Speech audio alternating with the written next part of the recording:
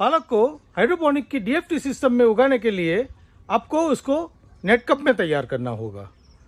यदि आपने nursery net cup में डायरेक्ट तैयार नहीं करी है तो आपको नर्सरी कहीं कोकोपीट या कहीं और माध्यम से तैयार करके उसको नेट कप में ट्रांसफ़र करना होगा। हम इस तरह का नेट कप का यूज़ कर सकते हैं।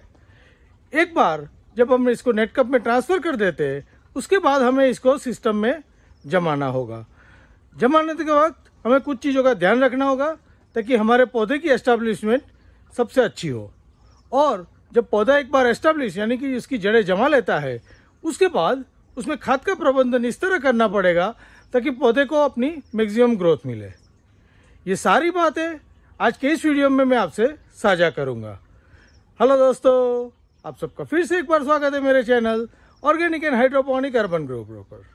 दोस्तों, ये हमारे पालक को हाइड्रोपोनिकली उगाने की सीरीज का तीसरा वीडियो है और आज के इस वीडियो में मैं आपको बताऊंगा कि आपको पालक के पौधे की जो नर्सरी आपने तैयार करी है या तो आप कहीं बाहर से पौधे ला रहे हैं उसको आप किस तरह नेट कप में ट्रांसफ़र कर सकते हैं और ट्रांसफ़र करते वक्त हमें क्या क्या चीज़ों की सावधानियां रखनी पड़ेगी। एक बार ट्रांसफ़र होने के बाद इसे हमें इन पाइपों में रखना है और पाइपों में रखने से पहले हमें कौन सी चीज़ों का ध्यान रखना होगा ताकि हमारा कोई भी पौधा पानी की कमी की वजह से ना मरे या पानी ज़्यादा होने की वजह से भी ना मरे। और इसके बाद अच्छी ग्रोथ के लिए हमें न्यूट्रिशन मैनेजमेंट यानी कि खाद का अच्छा प्रबंधन करना होगा। खाद का प्रबंधन किस तरह किया जाए उसकी पूरी माहिती मैं आपसे साझा करूंगा। तो पूरी माहिती पाने के लिए कहीं जाइएगा नहीं, जुड़े रहिएगा वीडियो के अंत तक। आइए शुरू करते हैं इस वीडियो को।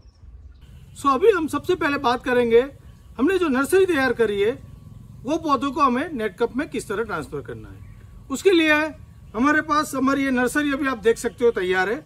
इसमें तीसरा और चौथा पत्ता निकल रहा है और अभी ये सही समय है हम इसको ट्रांसप्लांट कर पाए ताकि हम पौधे को अच्छी तरह ग्रिप भी कर पाए। इसके बाद हमें चाहिए कुछ इस तरह के नेट कप जो 2 इंच साइज के हैं। अभी आप ट्रांसप्लांट इसको 3 तरीके से कर सकते हैं। सबसे पहला आप इसको कोकोपीट में ट्रांसप्लांट कर सकते हैं। इसका विधि बहुत सिंपल है। आपको कोकोपीट लेना है, पौधे को निकालना है, पौधे को उसकी जड़ नीचे जमे इस तरह रखना है और चारों बाजू से कोकोपीट से भर के उसको थोड़ा सा दबा के टाइट करना है। उसके बाद आप उसको पानी दे सकते हैं। दूसरी विधि में आप क्ले बॉल का यूज कर सकते हैं जिसमें आपको पौधे को निकाल कर उसको कप में रखकर चारों बाजू से क्ले बॉल से भरना है और बाद में पानी देकर पौधे को सेट करना है। और तीसरी विधि जो हम करने वाले हैं हम यूज करेंगे इस तरह के स्पॉन्ज को। इससे क्या फायदा है कि जब पौधा बढ़ेगा तो उसके तने को भी बढ़ने के लिए स्पॉन्ज में से उसको जगह मिलेगी। तो ये 3 तरीके में से आप कोई भी तरीका अपनी लोकल अवेलेबिलिटी के हिसाब से आप कर सकते हैं। हम यहाँ पे यूज करने वाले हैं स्पॉन्ज का यूज। अभी पौधों को ट्रांसप्लांट करने के लिए सबसे पहले तो हमें पौधों को नर्सरी से निकालना होगा। तो उसके लिए हम क्या करेंगे, किसी साधन की मदद से कोकोपीट को हल्का सा भुरभुरा कर लेंगे इस तरह और पौधे को निकाल लेंगे। पौधे को निकालने के बाद हमें ये जो कोकोपीट लगा है उसको संभाल के निकाल लेना है क्योंकि हमें कोई भी कोकोपीट हमारी सिस्टम में नहीं जाने देना है। तो कोकोपीट हमने निकाल दिया। इसके बाद इन पौधों को हम इस तरह एक पानी भरे हुए बकेट में रख देंगे। वहाँ एक्स्ट्रा कोकोपीट भी साफ हो जाएगा और जब तक हम ट्रांसप्लांट करते हैं तो पौधे सूखने की वजह से, जड़ को सूखने की वजह से मरेंगे नहीं। तो एक बार इतना प्रोसेस करने के बाद हमें बुआई का प्रोसेस चालू करना है। अभी बुआई का प्रोसेस बहुत सिंपल है। हम क्या कर रहे हैं, एक एक पौधे को सफाई करेंगे, ज़्यादातर कोकोपीट जो है निकाल देंगे। यदि आप मिट्टी वाली नर्सरी से पौधे लाते हैं तो आपको कंप्लीटली वो मिट्टी निकालना बहुत ज़रूरी है। यहाँ पे आप देख सकते हैं कि थोड़ा बहुत कोकोपीट चिपका है पर वो सॉलिड चिपका है तो हमें कोई प्रॉब्लम नहीं है। एक बार इस तरह हम साफ कर लेते हैं। इसके बाद हमें इस स्पॉन्ज में इसको लगाना है और उसके बाद हम इसको ग्लास में लगाएंगे। आपको दिखाता हूँ आपको क्या ध्यान रखना है। तो जैसे कि ये पौधा है, यहाँ तक उसका तना है और यहाँ उसकी जड़ है। हमें क्या करना होगा, इस जो तने का भाग है वो नीचे से आधा सेंटीमीटर ऊपर रहे, इस तरह सेट करना है, इस तरह, और स्पॉन्ज को बंद कर देना है। हमें इसको बराबर सेंटर में रखना है। इसके बाद हम इस स्पॉन्ज को नीचे से छोटा करके ग्लास के अंदर पुश कर देंगे। इस तरह दबा के हमें उसको नीचे तक कर देना है, ताकि जो पालक की हमारी जड़ है वो यहाँ पे आ जाए। इसके बाद इस पौधे को हमें पानी देना होगा।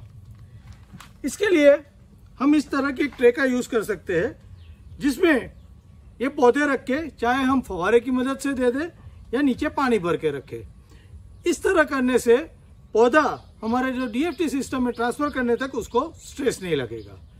यदि आप क्ले बॉल्स में कर रहे हैं तो ये सिस्टम बहुत ही उपयोगी है, क्योंकि क्ले बॉल्स में पौधे को हमें इनिशियली जड़ सेट करानी पड़ेगी। जब तक उसकी नई जड़ें बाहर नहीं आ जाती है हम उसको सिस्टम में नहीं रख सकते। तो क्या करेंगे, क्ले बॉल वाले में हम इस तरह लगा के इसको रेगुलरली पानी देंगे। जब उसकी जड़ें बाहर दिखना कप के शुरू हो जाएगी तब जाके उसको डीएफटी में शिफ्ट करेंगे। तो दोस्तों, इस तरह हमें सारे पौधों की ट्रांसप्लांटेशन खत्म करनी है। एक बार हमारी ट्रांसप्लांटेशन खत्म हो जाएगी, इसके बाद हम इसको डीएफटी सिस्टम में सेट करेंगे। तो दोस्तों, अभी आप देख सकते हैं कि हमने सारे हमारे पालक के पौधे को इन नेट कप में ट्रांसफर कर लिया है। अब बारी है हमारी इनको इन डीएफटी चैनलों में रखने की। डीएफटी चैनल में रखने से पहले सबसे पहले हमें चेक करना होगा कि डीएफटी चैनलों में पानी का लेवल ग्लास के बॉटम तक है कि नहीं। हमने इसका लेवल चेक कर लिया है, मैं आपको खाली बता रहा हूँ। ये देखिए, ये यहाँ तक पानी है। हम थोड़ा बहुत पानी कम कर सकते हैं, पर यहाँ तक हमें पानी रखना है। इतना पानी रखने के बाद हम इन सारी नेट कप्स को इसमें सिंपली छोड़ देंगे एक एक करके, इस तरह। तो ये हमारी बुआई का काम हो गया।